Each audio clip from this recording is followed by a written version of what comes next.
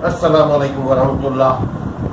नाज़रीन, जैसा कि आपको मालूम है कि हम आगाही का प्रोग्राम शुरू कर चुके हैं ताकि हम अपने अवाम, अपने दोस्तों, अपने भाइयों को उनको उनके हक़ से आगाह करें। आजकल हम सिलसिला हमने शुरू किया है इनकम टैक्स के बारे में। इनकम टैक्स क्या है, कैसे है, कहाँ किनको अप्लाई वगैरह वगैरह, जो पूरे क्वेश्चन की सूरत में हम एक्सपर्ट्स को देते हैं ताकि वो आपके सवालों का जवाब दें। तो मैं अभी इसमें बात करने की कोशिश करूँगा कि इनकम टैक्स के जो फ़ायदे हैं, इसके जो बेनिफिट्स हैं, इसके जो एडवांटेज हैं, इससे कम अज़ कम आप लोग आगाह हो।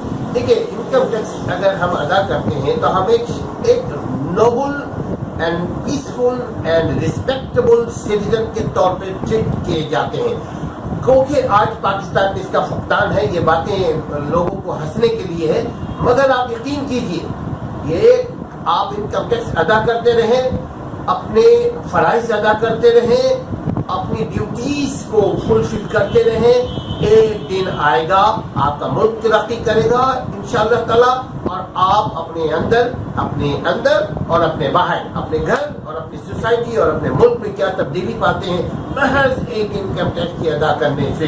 देखिए, इसको दीनी नुक्ता निगाह से नहीं लेके जाइएगा, इसके ऊपर एक लंबी चौड़ी डिबेट हो सकती है, मगर कोई मुल्क चलने के लिए ज़रूरी है कि उसके पास पैसे हो, कोई माशरा चलने के लिए ज़रूरी है कि उनके पास पैसे हो।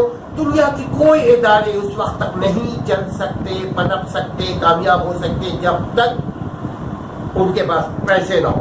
अब पैसा लेने के लिए आपके पास बहुत सारे रास्ते हैं। आप ज़कात दें, फितरात दें, सदक़ात दें, आप डोनेशन दें, आप चैरिटी दें, मगर कानूनन जो है जब तक बॉन्ड नहीं किया जाता, जब तक कानून नहीं बनाया जाता, जब तक कानून साजी नहीं होती, उस वक्त तक आवाम एक्टिव नहीं होती, क्योंकि आवाम की हिफाजत, आवाम के पैसों की भी हिफाजत की ज़रूरत होती है। तो हम अभी बात करने जा रहे हैं इनकम टैक्स के बारे में। हमने शाहिद साहब को मदऊ किया है।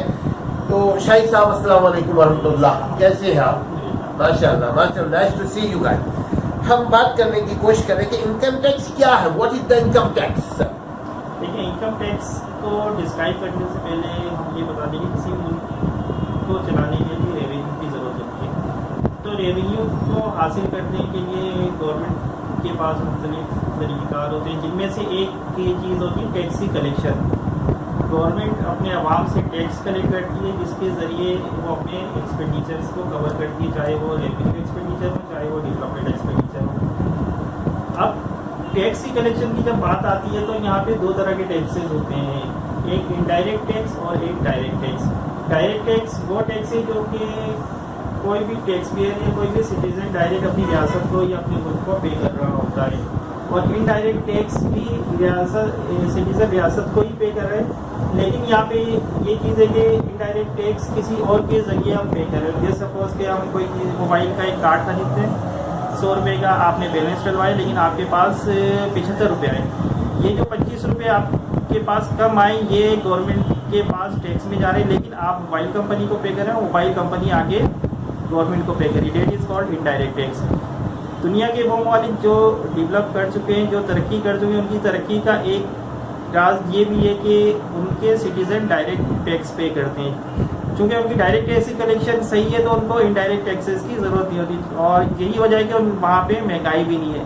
हमारे यहाँ चूँकि सिस्टम ऐसा है कि लोग डायरेक्ट टैक्स देने से कतराते हैं, जिसकी वजह से हमारे यहाँ इनडायरेक्ट टैक्स बहुत ज़्यादा हो चुके हैं, और हमारे यहाँ डायरेक्ट टैक्स का रुझान कम है।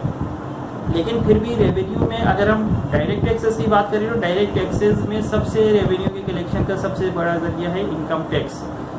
इनकम टैक्स हमारी कॉन्स्टिट्यूशन के तहत हमारी फेडरेशन को ये इख्तियार है, फेडरल गवर्नमेंट को ये इख्तियार है कि वो टैक्स इनकम पे टैक्स लगाती है। तो हमारे यहाँ एक लॉ वज़ा हुआ है, इनकम टैक्स ऑर्डिनेंस 2001। इससे पहले था इनकम टैक्स ऑर्डिनेंस 1979, उससे पहले दूसरे लॉ से।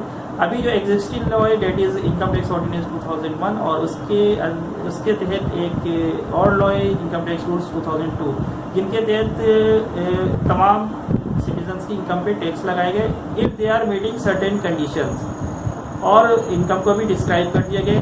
अगर तो आप उन कंडीशंस को मीट करें तो you have to pay the income tax return, and you have to file the return, and you have to file wealth statement, और if you are holding any foreign assets, and you also need to file declaration of your foreign assets.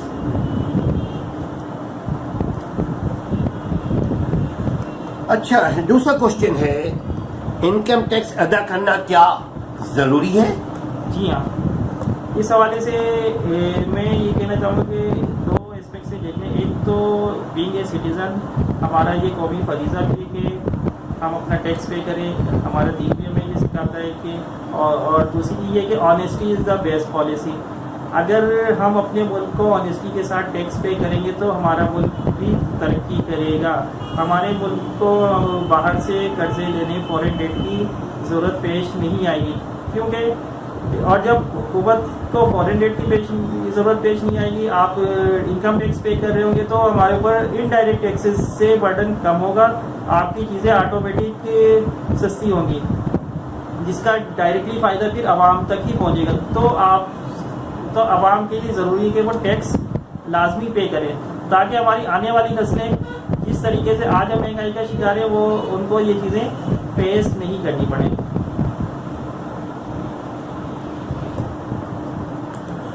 Sir, एक आखिरी question है आवाम की तरफ से कि introduction about income tax के बारे में बताइए, इंट्रोडक्शन थोड़ा सा तारुफ करवाइए।